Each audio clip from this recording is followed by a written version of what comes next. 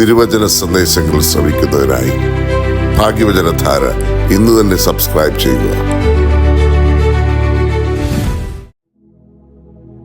ദൈവ തിരുനാമത്തിന് മഹത്വം ഉണ്ടായിരിക്കട്ടെ. ഭാഗ്യവചനധാരയിൽ ഇന്നത്തെ നമ്മുടെ ചിന്താവിഷയം വിശുദ്ധ മർക്കോസിന്റെ സുവിശേഷം 10-ാം അധ്യായം 35 മുതൽ 45 വരെയുള്ള ഭാഗങ്ങളാണ്.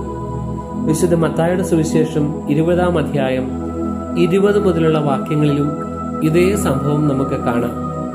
യെരുശലേമിലേക്കുള്ള ഒരു യാത്രയുടെ മധ്യേ സംഭവിപ്പാനിരിക്കുന്ന കഷ്ടാനുഭവങ്ങളെക്കുറിച്ച് കർത്താവ് 12 പേരോട് കൽപ്പിക്കുന്ന വേദഭാഗത്തെ തുടർന്ന് സബദി മക്കൾ മഹത്വത്തിൽ ഇടത്തും വലത്തുമുള്ള ഇടം ചോദിക്കുന്നതും കർത്താവ് അതിന് നൽകുന്ന ശ്രദ്ധേയമായ മറുപടിയും പ്രാധാന്യത്തോടെ വിവരിച്ചിരിക്കുന്ന വേദഭാഗങ്ങളാണ് ഇത്. ആ 12 പേരും ഒരു കൂട്ടമായി ഒരേ ആത്മാവോടെ സഞ്ചരിച്ചവരായിരുന്നു. എന്നാൽ അതിൽ 2 പേർ, യാക്കോബും യോഹന്നാനും, മഹത്വത്തിൽ ഇടത്തും വലത്തും മുൻഗണന ചോദിക്കുകയാണ്. ശേഷമുള്ള 10 പേർ അവർക്ക് ഒരു പരിഗണനാ വിഷയമേ അല്ല. ആത്മീകരെന്ന് കരുതുന്ന മനുഷ്യരിൽ നാം കാണുന്ന തികഞ്ഞ സ്വാർത്ഥതയുടെ ഒരു ചിത്രമാണിത്. അപരബോധമില്ലാത്ത ആത്മബോധമാണ് സബദി മക്കളുടെ പ്രതിസന്ധി. ഉബണ്ടു എന്ന ദക്ഷിണാഫ്രിക്കൻ ദൈവശാസ്ത്രം എത്ര വിനയാന്വിതമാണെന്നറിയാമോ? ഞാനായിരിക്കുന്നത് നിങ്ങൾ ഉള്ളത് കൊണ്ടാണ് എന്നാണ് ഈ പദത്തിന്റെ അർത്ഥം. നാം നമ്മുടെ പ്രിയപ്പെട്ടവരോടും പരിസരങ്ങളോടും പറയേണ്ട പദമാണിത്.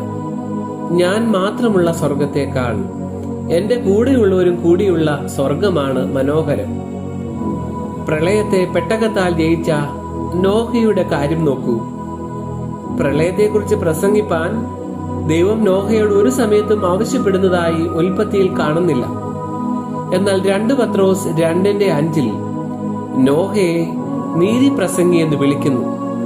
ജനത്തിന്റെ ഇടയിലെ ദുർമാർഗ ജീവിതം കണ്ട് ഹൃദയഭാരത്താൽ നോഹ അവരുടെ ഇടയിൽ സന്മാർഗ ഉപദേശം നൽകി. ആരും ചെവിക്കൊണ്ടില്ല എന്ന് മാത്രം.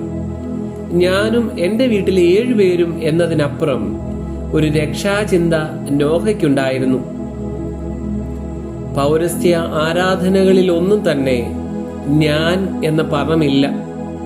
ഞങ്ങൾ എന്ന പദം മാത്രമേ ഉള്ളൂ എന്നത് എത്രമാത്രം പ്രകാശമുള്ള അനുഭവമാണെന്നറിയാമോ? ഒരിക്കൽ ആഫ്രിക്കയിലെ ഒരു ദരിദ്ര വിഭാഗമായ ഗോത്രവർഗക്കാരുടെ അത്ര നന്നായി ഭക്ഷണമൊന്നും കിട്ടാത്ത കുറെ കുട്ടികളുടെ ഇടയിൽ പുറത്തു നിന്നെത്തിയ സഞ്ചാരി ഒരു ഓട്ടമത്സരം നടത്തി. ഒരു കുട്ട നിറയെ ആപ്പിൾ മലഞ്ചരിവിൽ വെച്ചിട്ട് ആദ്യം ഓടി വരുന്നവർക്ക് അത് സ്വന്തമാക്കാം എന്നതായിരുന്നു മത്സരം. വിസിലടിച്ചിട്ടും ആരും ഓടിയില്ല. കാരണം എന്താണെന്നറിയാമോ? ആ കുട്ടികൾ സംശയത്തിലാണ്. എന്തിനാണ് ഒരാൾക്ക് ഒരു കുട്ട ആപ്പിൾ? പ്രിയപ്പെട്ടവരെ, നമ്മൾ ശിരസിൽ സൂക്ഷിക്കുന്നത് കണക്കാണോ കവിതയാണോ? കണക്ക് കുറയുന്നതനുസരിച്ച് ജീവിതത്തിന്റെ ഭംഗി കൂടും. സംഗീതം ഒരുമിച്ച് ചെയ്യുമ്പോൾ തനിച്ചു പാടുന്നതിനേക്കാൾ എത്ര മനോഹരമാണ്. ഒരപ്പം ഒരുമിച്ച് മുറിക്കുമ്പോൾ തനിച്ചു മുറിക്കുന്നതിനേക്കാൾ എത്ര രുചിയുണ്ടാകും എന്നറിയാമോ? പേറ്റുനോവെടുക്കുന്ന ഒരു സ്ത്രീയുടെ കരച്ചിലിന് കാതോർക്കുക. അന്ത്യമെടുത്ത ഒരു മനുഷ്യന്റെ മരണവിപ്രാളം കണ്ടു നിൽക്കുക. എന്നിട്ട് എന്നോട് പറയുക, ഇങ്ങനെ ആരംഭിക്കുകയും ഇങ്ങനെ അവസാനിക്കുന്നതുമായ ഒന്ന് ഇത്രമേൽ സ്വാർത്ഥനായിരിക്കേണ്ട ആവശ്യമുണ്ടോ എന്ന്. പ്രിയപ്പെട്ടവരെ, മറന്നു പോകാതിരിക്കുക. മത്സരക്കാർക്ക് മഹത്വത്തിൽ ഇടമില്ല. ദൈവം തമ്പുരാൻ നമ്മെ ഏവരെയും അനുഗ്രഹിക്കട്ടെ.